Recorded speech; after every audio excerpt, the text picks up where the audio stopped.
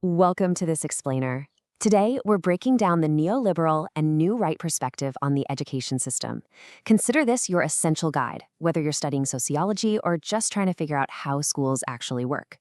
If you've ever wondered why modern schools seem so completely obsessed with league tables, exam results, and marketing themselves to families, well, you are definitely in the right place.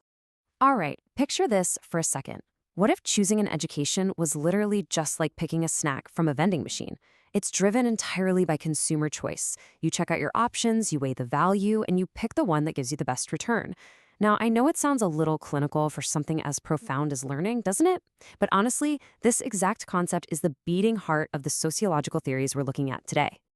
To unpack all of this, we're going to cover schools as a business, marketization and parent choice, the famous Chubb and Moore's study, the state's new role, and finally, we'll evaluate the market. Let's jump right into Section 1, Schools as a Business. So, the foundational idea here is neoliberalism. This is an economic doctrine that has heavily influenced government since about 1979, and it fundamentally believes that the state needs to step back. According to this view, the government really shouldn't try to regulate a free market economy, and it definitely shouldn't be the one directly providing public services like education, health, or welfare. Basically, they believe the state is just too inefficient to do it well. Building right off that, we have the new right perspective, which takes those economic ideas and applies them directly to social policy. Now, they actually agree with functionalists that education should socialize talented pupils. But their major point of departure is the belief that the current state-run monopoly is fundamentally failing our students. They argue that a system with absolutely no competition has zero incentive to improve. So what's their big solution? Well, it's to treat schools exactly like businesses that are competing for survival. They argue that if you create competition, schools will naturally be forced to drive up their standards. In this worldview, the true value of an education system isn't just about personal development. It's about how well it enables the entire country to compete in the global marketplace. Moving on to Section 2, Marketization and Parent Choice. This brings us to marketization. Think of it as turning parents and pupils into active consumers. It's almost like a supermarket sweep for education. Instead of just automatically sending your kid to the local state-assigned school, parents are actively encouraged to shop around, compare their options, and pick the institution that offers the best return for their child's future. The logic here is pretty straightforward. The funding literally follows the pupil. Think about it. If a school attracts a lot of students, it gets a lot of funding. But if it doesn't, it loses money. This creates massive existential pressure.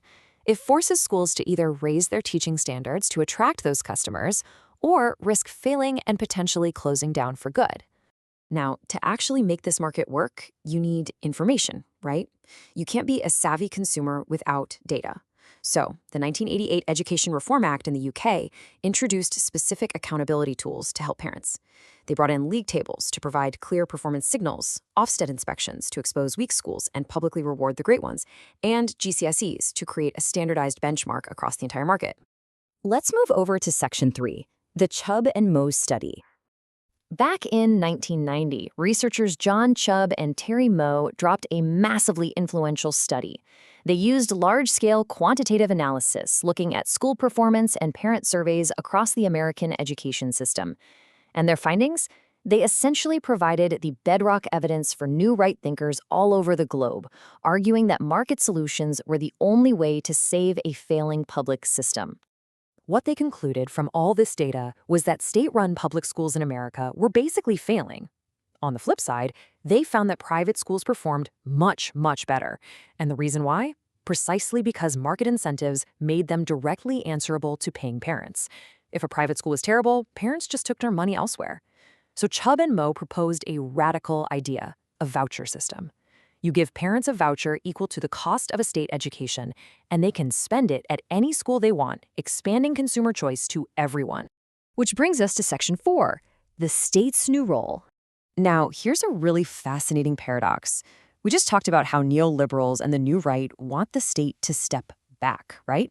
But even though this perspective demands a free market, they actually require the state to step in and strictly manage the rules of the competition. A market just can't function without regulations, and education is no different. So the state gets two very specific vital roles in this new setup. First, they have to police the competition. They do this by imposing a strict framework, standardized testing, and publishing those Ofsted reports and league tables so consumers have accurate data to shop with. Second, and this is super important to the new right, the state must enforce the transmission of a shared national culture. That shared culture requirement basically means the state mandates a national curriculum. They believe the curriculum should actively affirm a national identity, like emphasizing British history and values, for instance. The ultimate goal here is to socialize all students uniformly, ensuring that even with all this intense competition between schools, there's still a cohesive social glue, binding the future workforce together. Finally, we arrive at Section 5, evaluating the market. Let's take a step back and look at both sides impartially. Proponents will absolutely tell you that marketization raises standards, cuts through the bureaucracy, and creates real accountability. But critics are quick to point out some pretty severe equity issues.